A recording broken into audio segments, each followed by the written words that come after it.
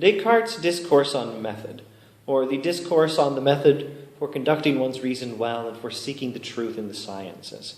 A very important book, a book with as strong a claim as any other book to being the founding text of the modern era of Western philosophy. And Descartes is its founding philosopher, or at least he has as strong a claim as anyone else to that position. It is best to begin with an explanation of why this book seemed necessary to Descartes. There are at least 3 reasons Descartes did what he did. And what he did was something unusual, something other than him, pretty much unheard of in the history of philosophy. He began again. He at least claimed to be restarting philosophy, building it up from a new foundation.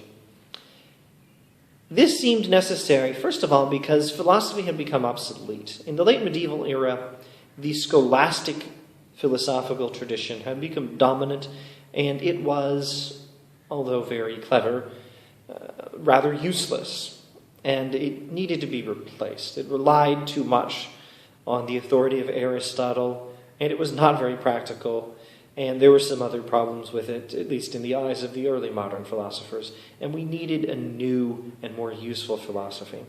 That's one reason. Another reason has to do with the Reformation and the Counter-Reformation.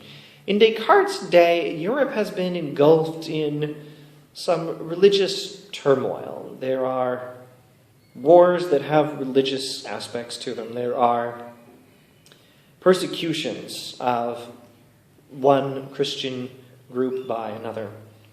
And the early modern philosophers, Descartes, John Locke as well, and some others, think that it would be rather nice if we could begin with the idea of knowledge, figure out what knowledge is and how we get it, and then get it, including all the reason and evidence that is involved in knowledge, and then use that reason and evidence to persuade one another so that no one has to be burned at the stake anymore for having the wrong theology.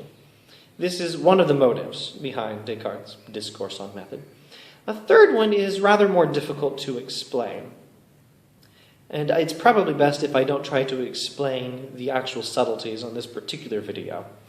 Let it suffice to say that it involves the new sciences, and Galileo is a figure in this particular situation that necessitated a new start in philosophy.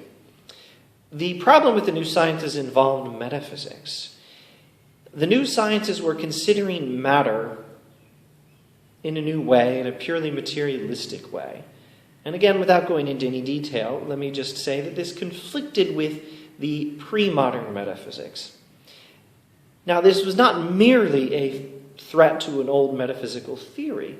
Understand that the old metaphysical theories had been connected to the old ethical theories. They've been integrated during the medieval era.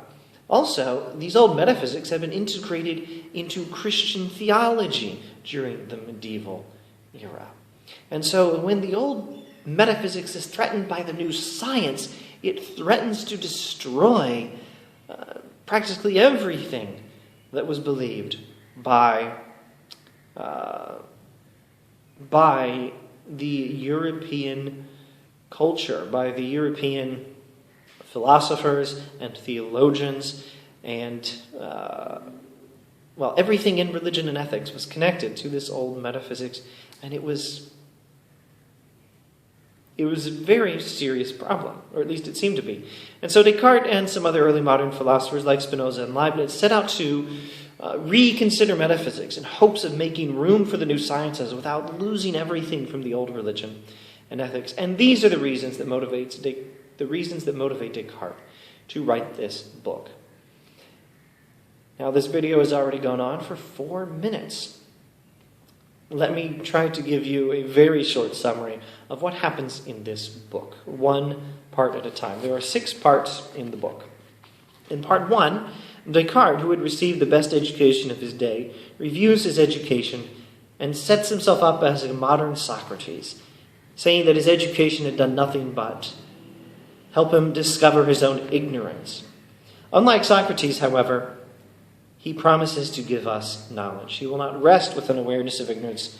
He will keep working until he has found knowledge.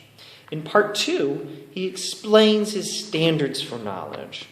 which with absurd brevity involve finding a solid foundation for knowledge which is absolutely certain and building on that foundation using really good arguments at every step.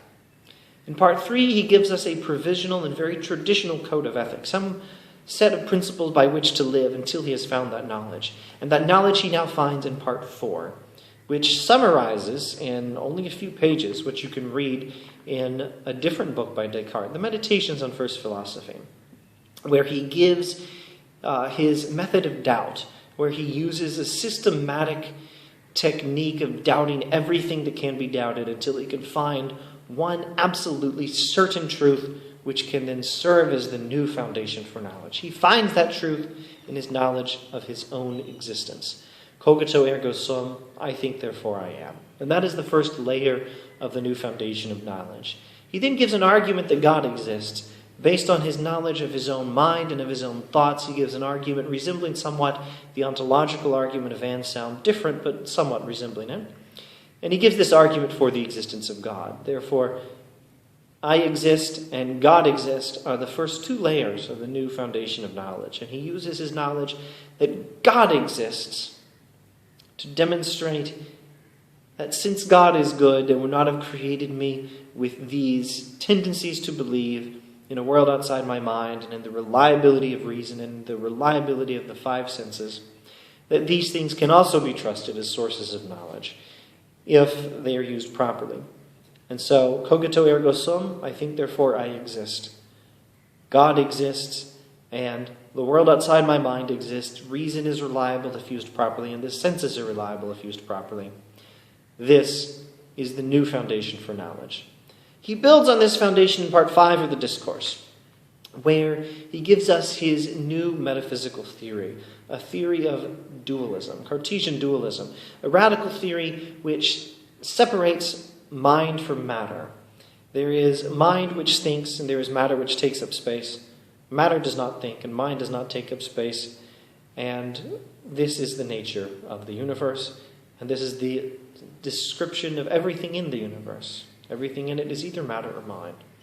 And in part 6, he gives us something like a new code of ethics, in which, having now given a foundation for knowledge, including a foundation for the physical sciences, he appeals to those new physical sciences as a way of fixing up this world the way we like it. Now the ethics is not so conventional. He may not reject everything from part 3.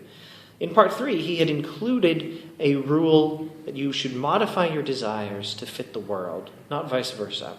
Now he amends that rule, or abolishes it altogether.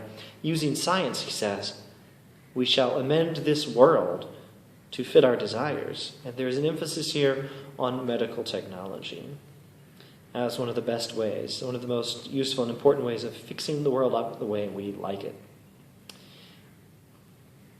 There's your introduction to Descartes' Discourse on Method. I commend it to your reading.